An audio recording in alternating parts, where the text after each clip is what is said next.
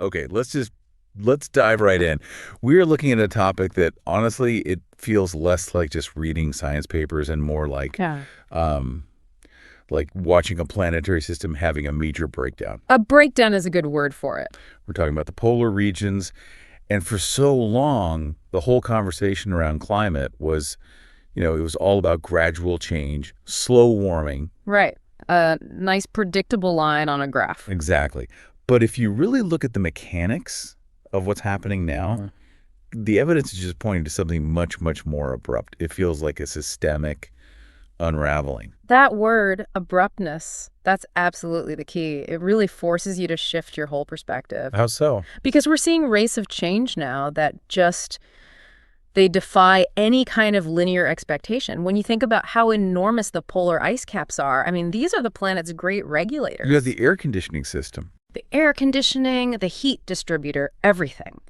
And they're now moving and changing faster than ever recorded. So if we wanted to find, the perfect measure, the one single metric to really understand how severe this shift is, where would we look first? You have to zero in on the Arctic. You just have to. Because that's where we have the most consistent long-term data, and it's where the loss has been just so dramatically measured. Okay, so give me that benchmark. What is the number? The heartbreaking, consistent figure that tells the story of the Arctic just physically shrinking. So the Arctic sea ice has been the clearest indicator we have really since the satellite records began. Which was when, roughly? Back in 1979. So we have a really solid multi-decade record. And since that time, the area of Arctic sea ice we see in the summer, at its minimum, has decreased by approximately 13% per decade. 13%? Per decade. Okay, we have to pause on that for a second. Yeah. Because 13%, it sounds so clinical. It does. It's just a number. But the physical reality of what that means is it's staggering. We're talking about losing an area of ice that's roughly the size of Texas. That's a good analogy. Every 10 years. Yeah. Gone.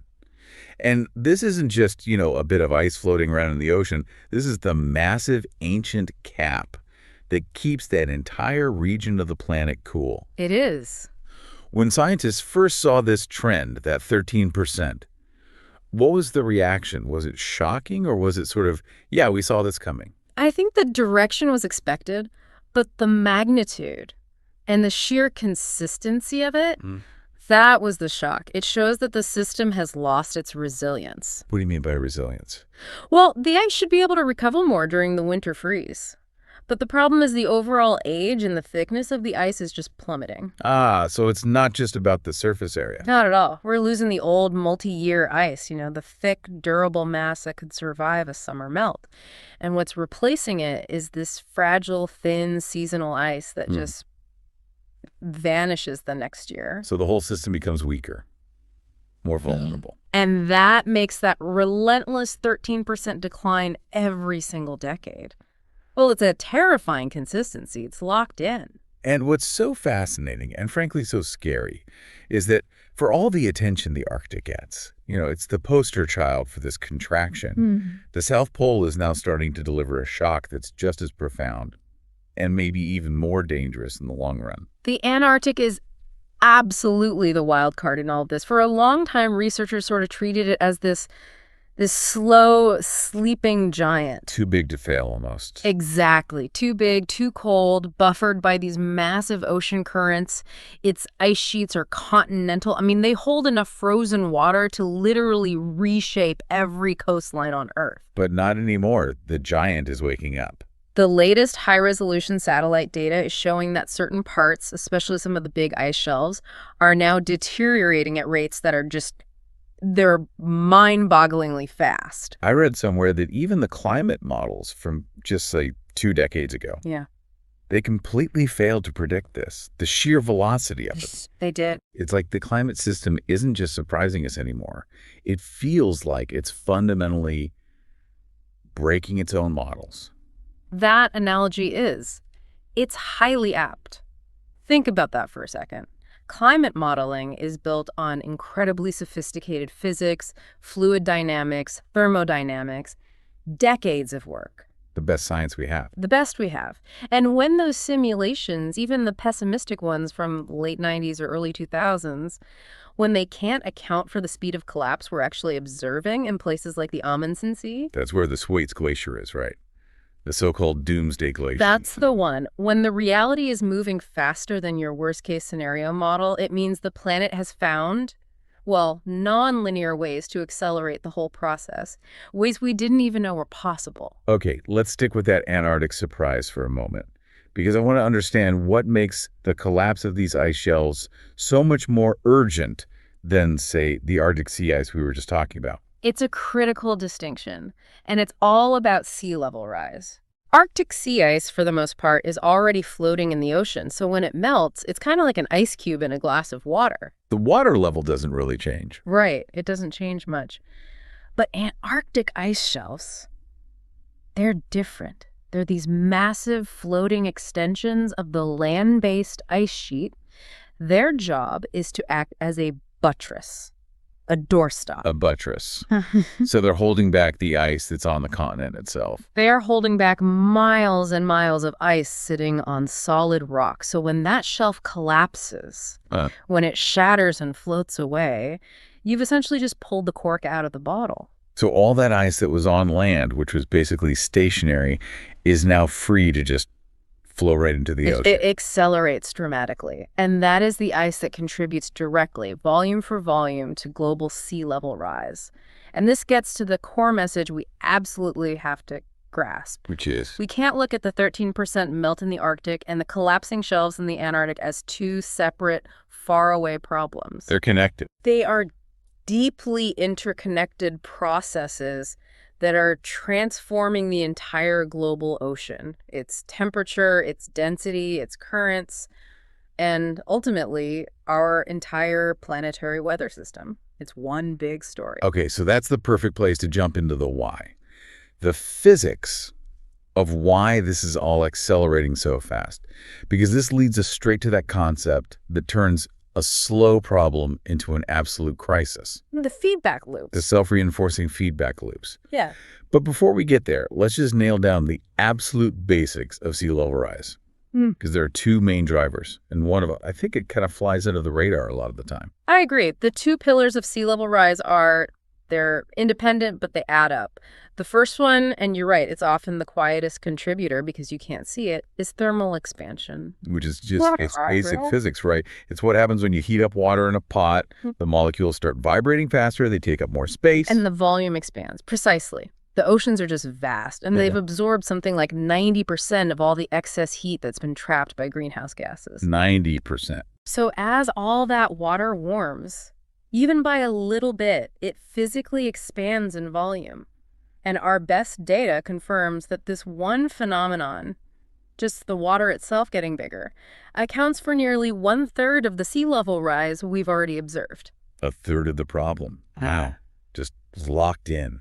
It's the sheer bulk of the ocean increasing, with or without any ice melting. It's a relentless, slow-motion pressure on every coastline in the world. Okay, so that's 1/3 of the problem. Where does the other 2/3 come from? The much bigger piece of the pie. That's the more visible part of the problem, and it ties right back to what we were just discussing. Glacial meltwater. It's the literal mass of water pouring into the oceans from the giant land-based ice sheets, primarily from Greenland and Antarctica. And this is where we get to bring in that self-reinforcing mechanism, the loop that makes the whole system speed up and break the models. I like to think of it like the Earth trying to stay cool on a really hot day. Okay, I like that. Tell me how you visualize that feedback.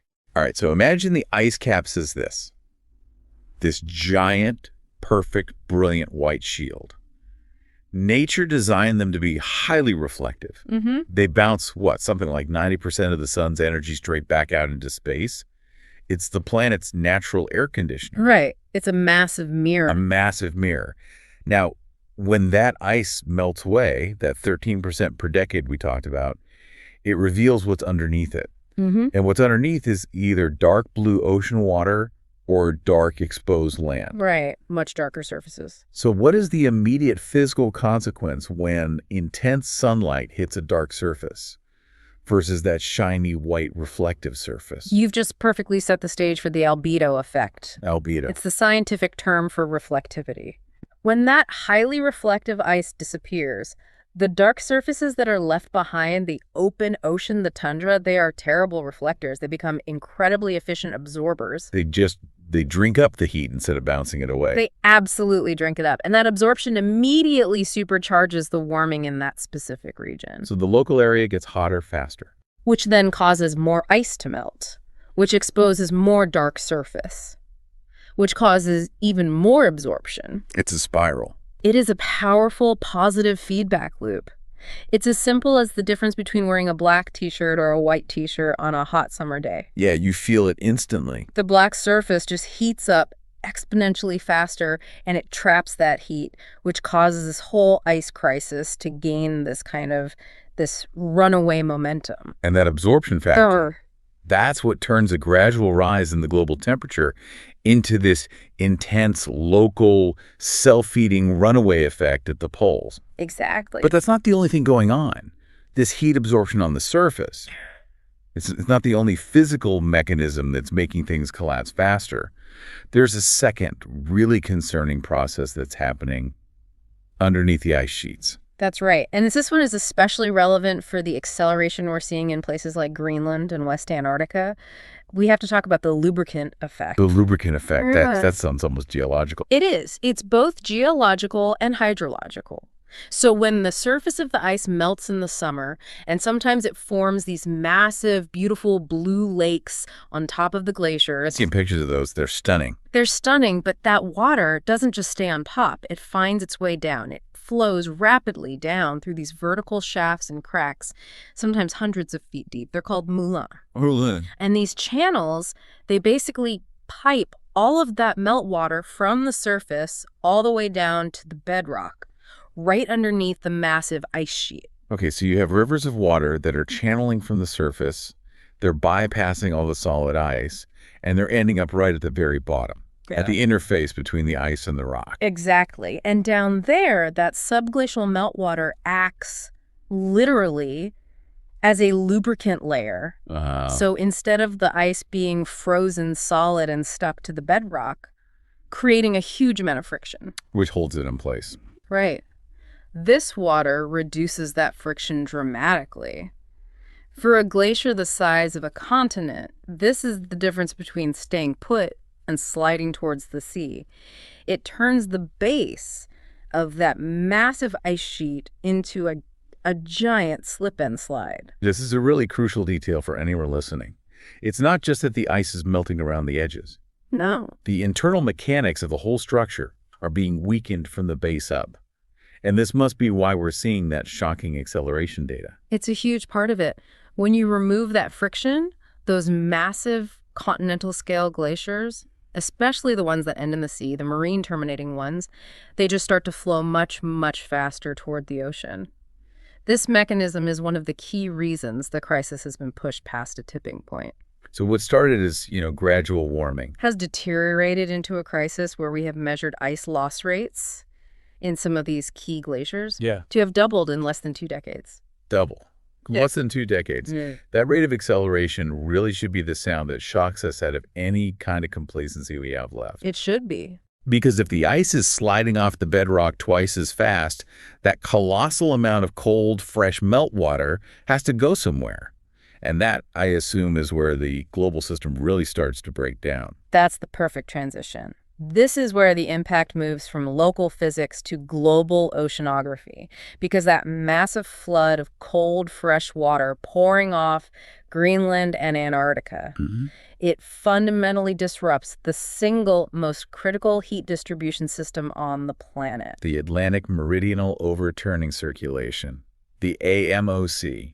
The AO. Okay, this is a term that really needs a good, clear definition, because the name sounds super technical. But what it actually is, it's the engine that regulates the climate for millions and millions of people, especially in Europe. Most people probably know it by its most famous part, the Gulf Stream. Right. The Gulf Stream is a key component of it. The AMOC is essentially the planet's conveyor belt for heat in the Atlantic. It's a vast, interconnected, 3-dimensional system. So how does it work? Okay, so it works like this. You have warm, very salty water from the tropics that flows north along the surface, heading towards Europe, and it delivers an immense amount of heat. It's like a hot water pipe. A giant